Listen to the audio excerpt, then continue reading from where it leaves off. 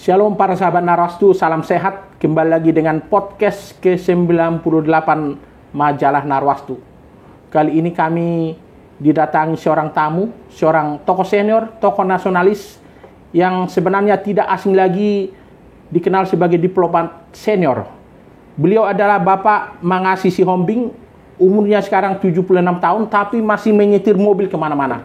Sangat sehat, energik.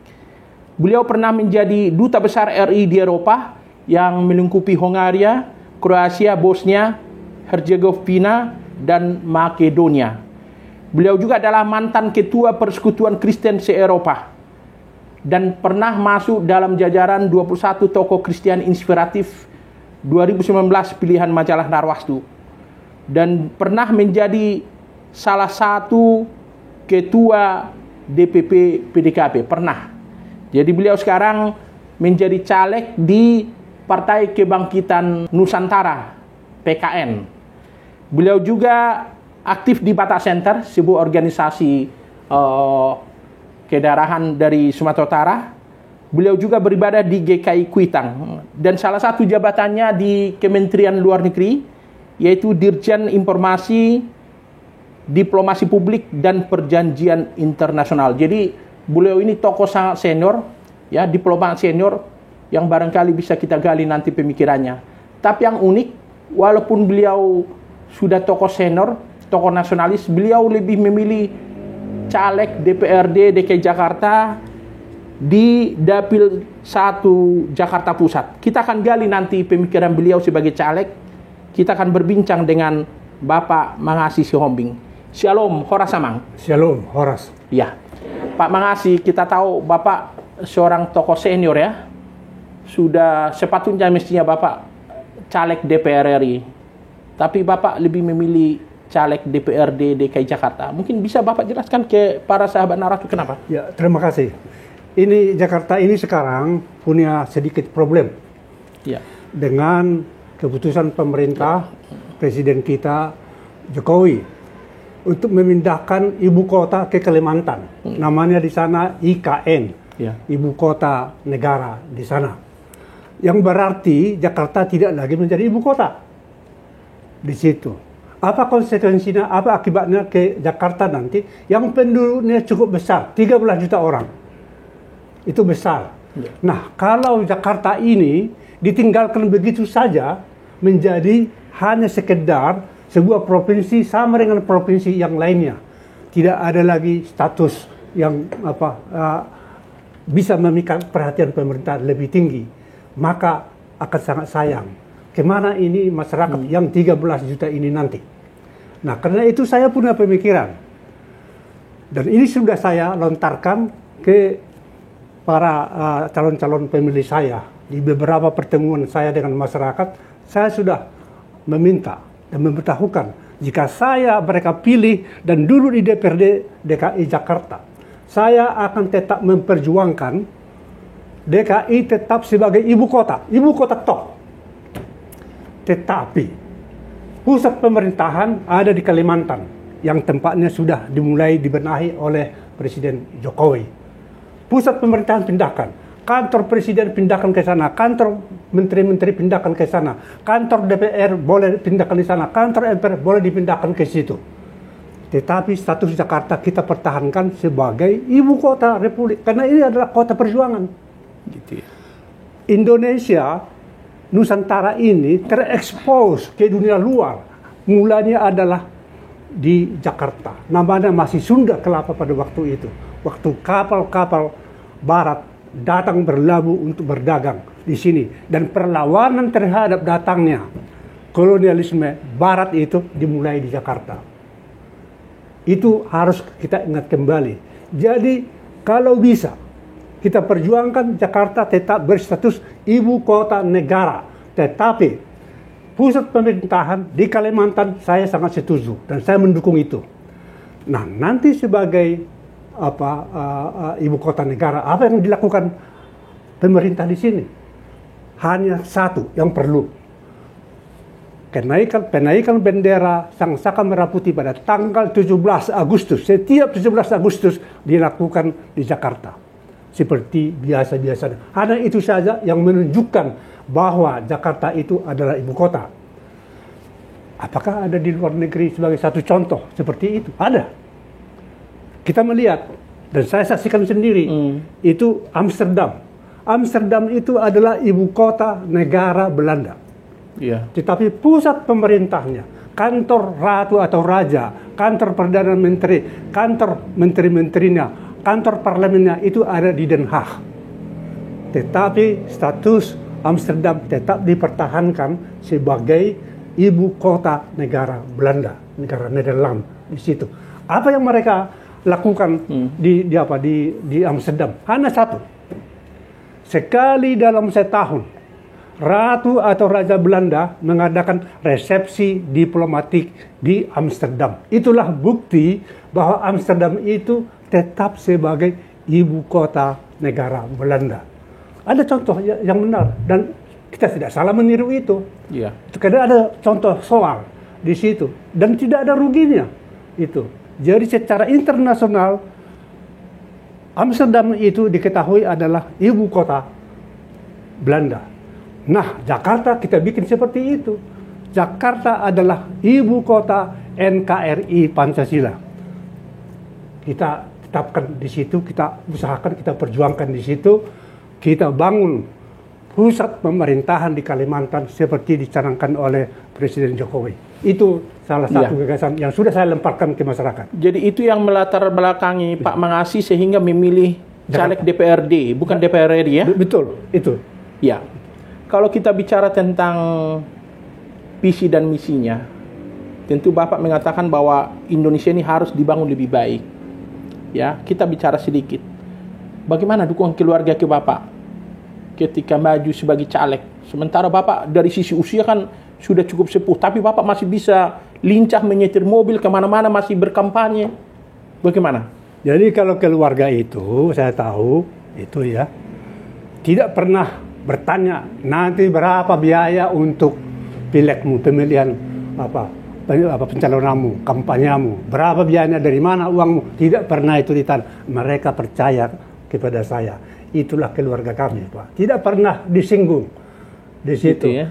Kalau saya minta izin kepada ibu, saya tanggal sekian ini saya mau pergi kampanye di tempat itu saja. Ya sudah, silakan pergi. Kan kira-kira begitu. Begitu ya? Nah, jadi kami tidak persoalkan, Pak. Istri saya tidak pernah mempertanyakan berapa yang pernah saya habiskan untuk kegiatan politik. Dia percaya kepada saya dan saya percaya kepada dukungan keluarga saya. Itu Pak yang saya melihatnya di situ. Iya. Pak Mangasi pernah mengatakan ketika berdekatan dengan masyarakat atau kampanye, Bapak juga melakukan pencerahan publik atau edukasi kepada masyarakat.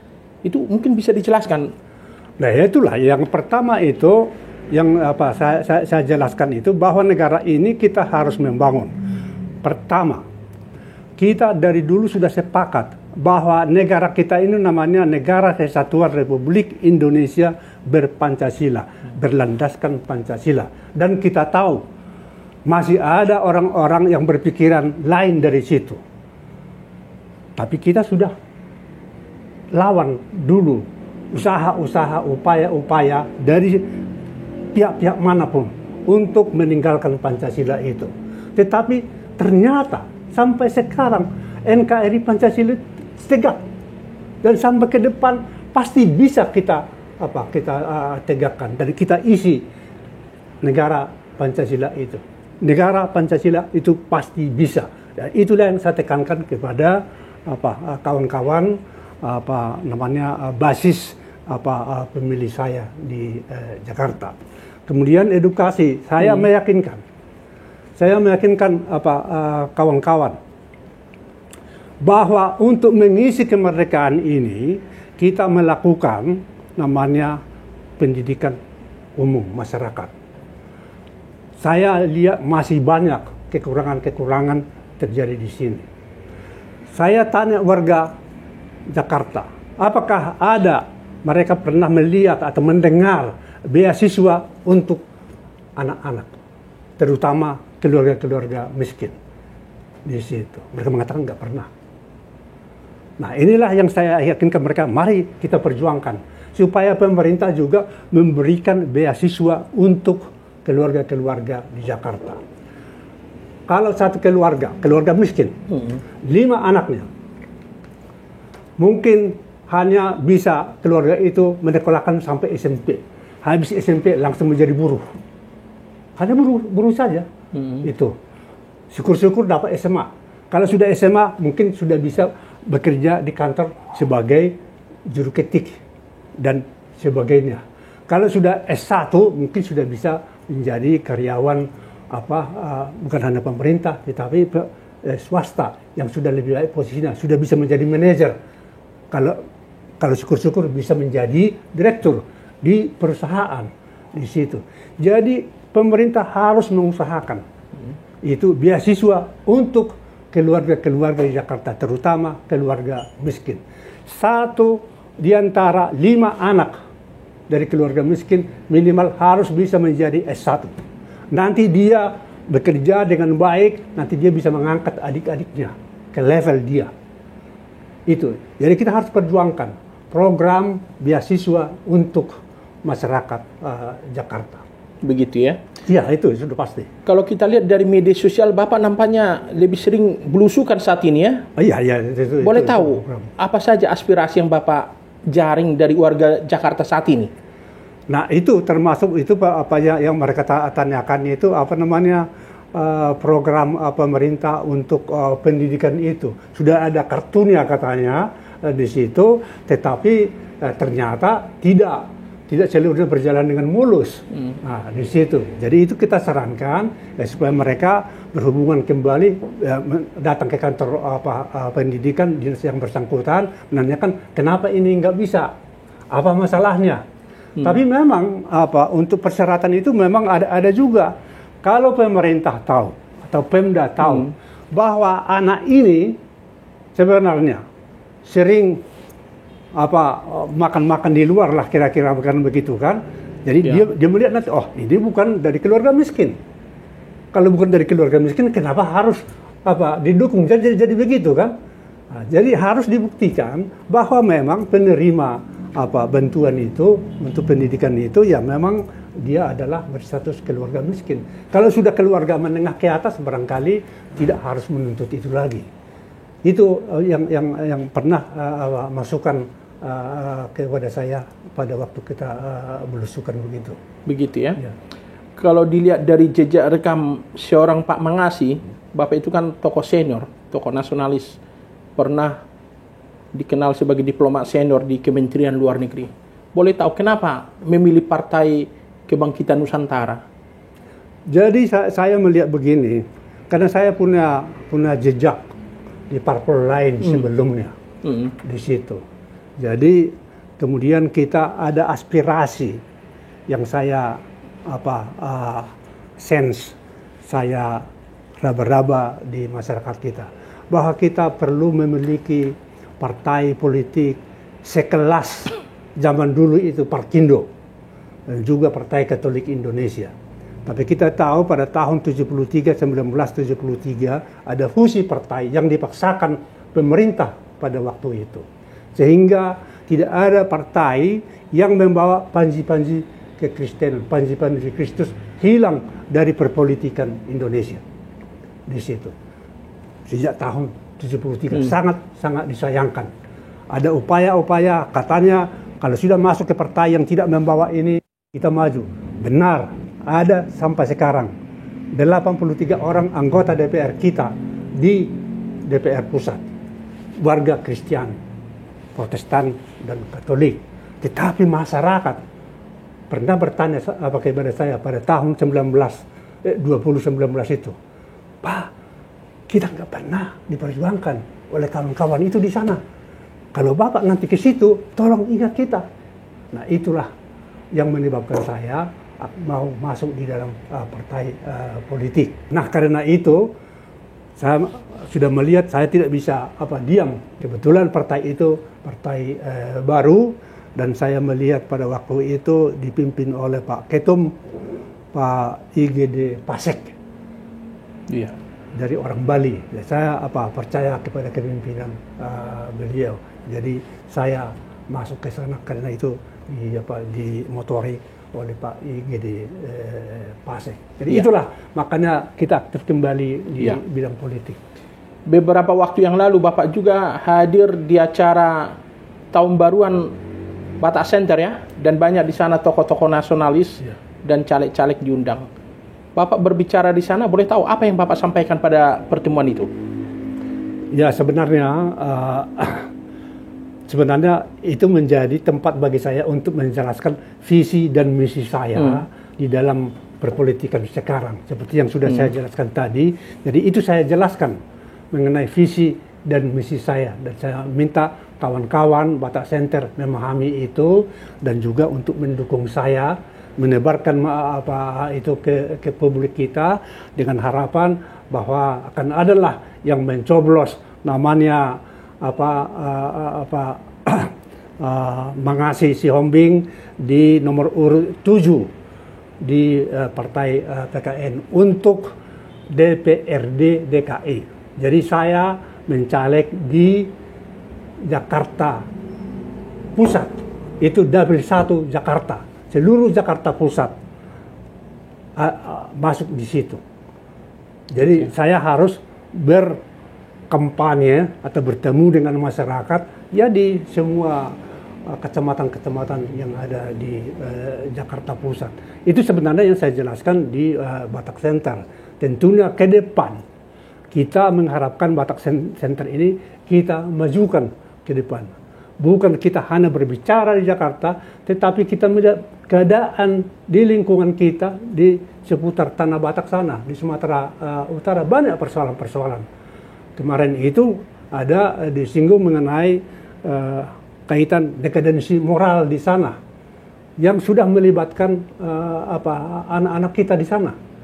Kelihatannya sudah ada gejala prostitusi yang sudah menebar di beberapa tempat di kawasan seputar Danau Toba itu. Dan itu sebenarnya bukan hanya sekarang itu. Itu beberapa tahun yang lalu saya sudah tahu bahwa ada misalnya anak-anak sekolah itu. Mungkin dia masih murid SD atau mungkin masih TK sudah kena HIV. Gitu ya. Kenapa itu terjadi? Anak-anak itu ketularan dengan HIV. Itu berarti akan ada sesuatu yang salah di keluarga, di masyarakat itu. Dan itulah yang harus kita benahi. Dulu ada proyek besar. Ada proyek besar waktu kita membangun namanya proyek listrik di Sarula. Itu dengan panas bumi. Proyek listrik panas bumi Sarula. Itu proyek besar.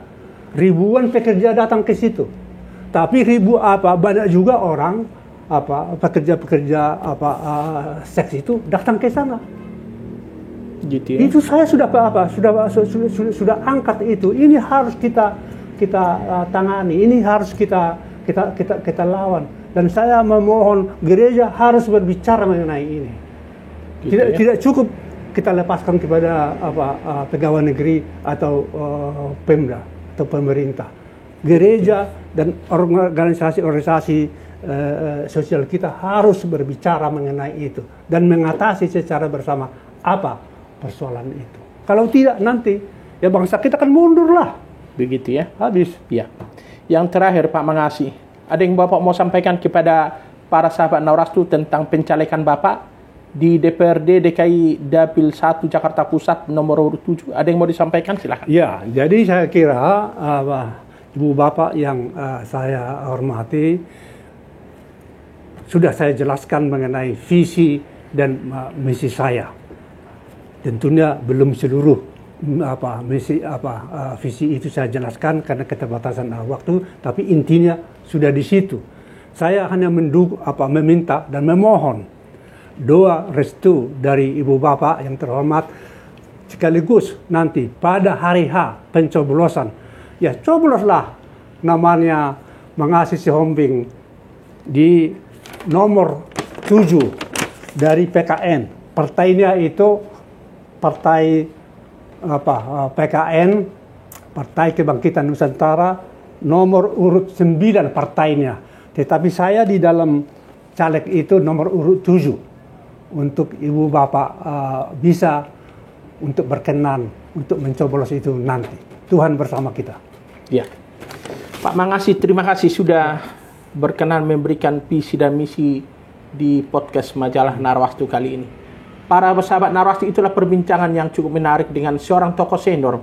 Beliau ini dulu duta besar RI di Eropa, dan seperti yang disampaikan oleh Bapak Mangasi tadi, beliau berjuang maju sebagai caleg DPRD DKI Jakarta, Dapil 1 Jakarta Pusat, nomor urut 7. Kita berharap Pak Mangasi bisa berkantor nanti di Kebun Sirih, jadi anggota DPRD. Kiranya Bapak selalu sehat, disertai Tuhan, dan selalu mendapat hikmat dalam berjuang sebagai caleg. Para sahabat Narwastu, itulah akhir dari perbincangan kami. Akhirnya kami undur diri. Shalom, salam sehat, dan Tuhan memberkati Indonesia. Shalom.